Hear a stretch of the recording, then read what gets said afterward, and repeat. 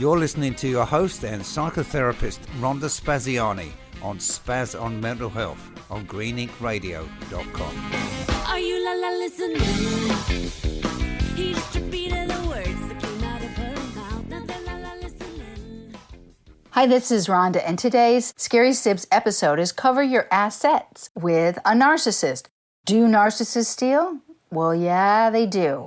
They definitely do. Remember, people with narcissistic tendencies really don't like to see anybody else do well, and that includes economically, professionally, personally, across the gamut. They really resent it. They don't have a lot of true happiness, and true happiness comes from internal, comes from within. We cultivate it, or we're born with it, or we work at it a little harder. But narcissists can't access that. They're not happy. They're unhappy people. They have a very vague sense of self. They're very insecure. And so anything that you do that seems to be a success, be it professionally or financially, they look at that, that's a threat to them because they're very black and white thinkers. They look at it that you're either a winner or a loser. So if you're a winner, that makes them the loser. So they have to tip that scale. They have to take what they can so that they see themselves as the winner, not the loser. And narcissists are really fabulous about projecting.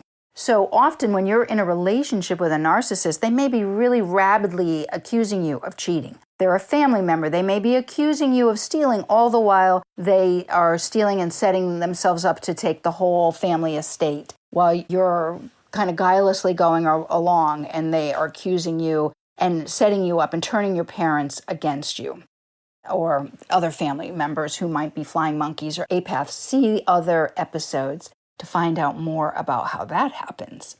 But as a result, they're really chronically unhappy and miserable people, and they only feel better by skewing the world against you so they feel better.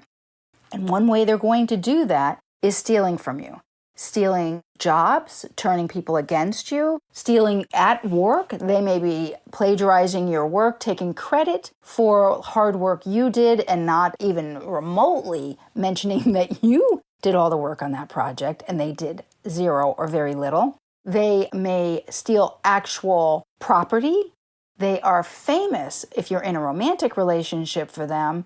And I'll get a little bit more into that in a minute about how they can become extraordinarily dominant and abusive around financial abuse because it's all about power and control. Supply for narcissists is that empty vessel that they are that I've talked about and how they're sharks.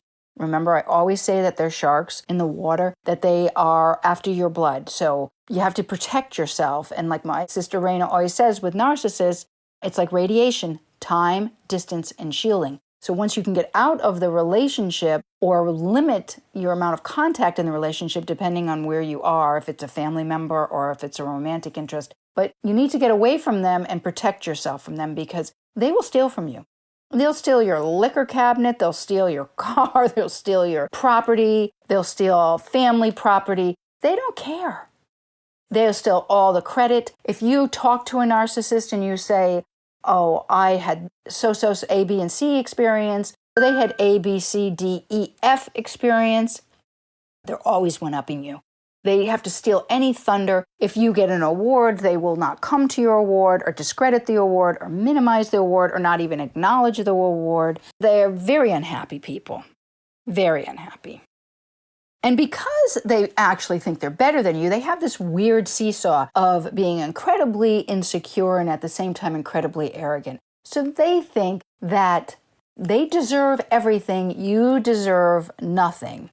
And they will do whatever they can. They lie so much. So if they don't have the credentials or the accomplishments, they'll lie so much that they have it, that they believe themselves that they've accomplished this. Very difficult to live and work with narcissists. They're highly narcissistic people have what is sometimes referred to as schadenfreude. It's a German word which means harm joy. And it's the experience of pleasure and joy and satisfaction that comes from learning or witnessing the troubles, failures, or humiliation of another, according to Wikipedia.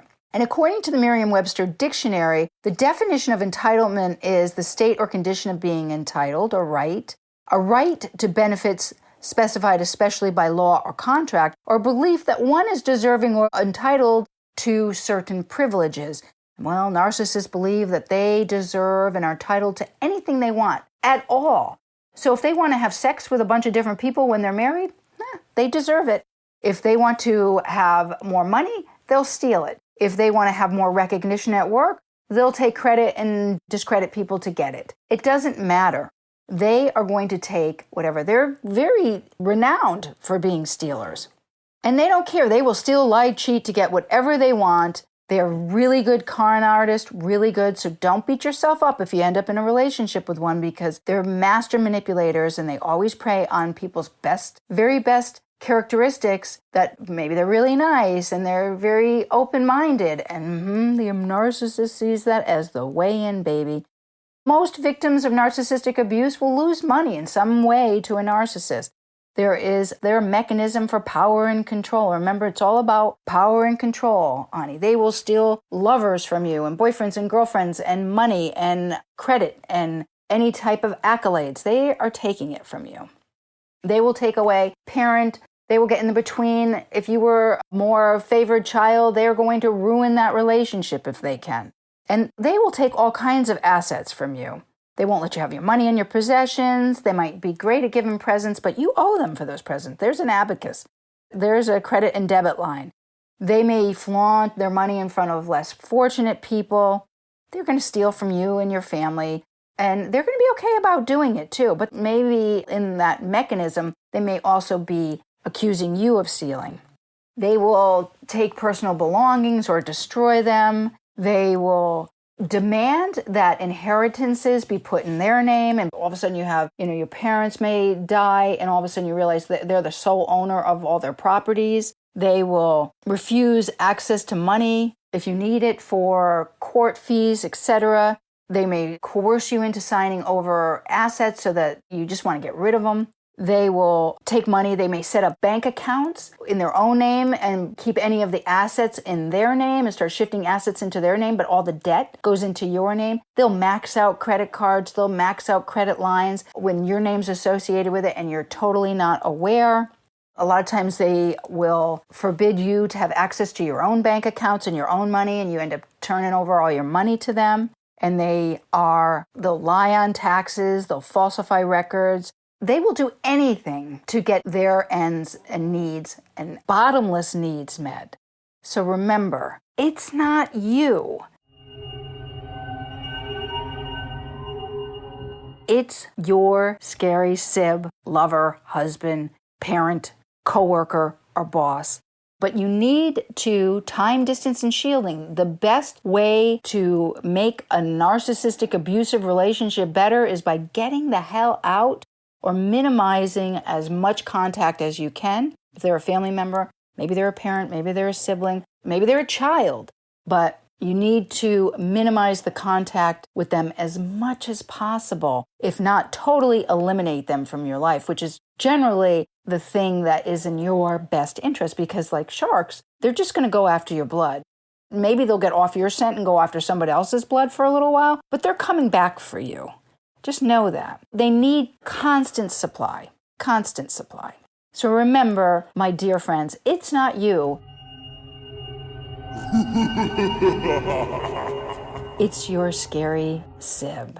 Thank you. And tune in to all the other good shows on Green Ink Radio. And this is sponsored by Green Ink Marketing Communication, as all shows are. Check them out at greenink.us.com. They bring your stories to life. See you next time.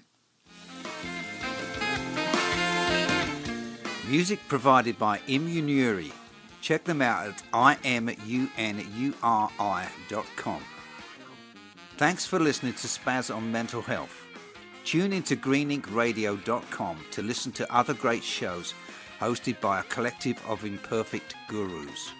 greeninkradio.com, an experience for the curious mind.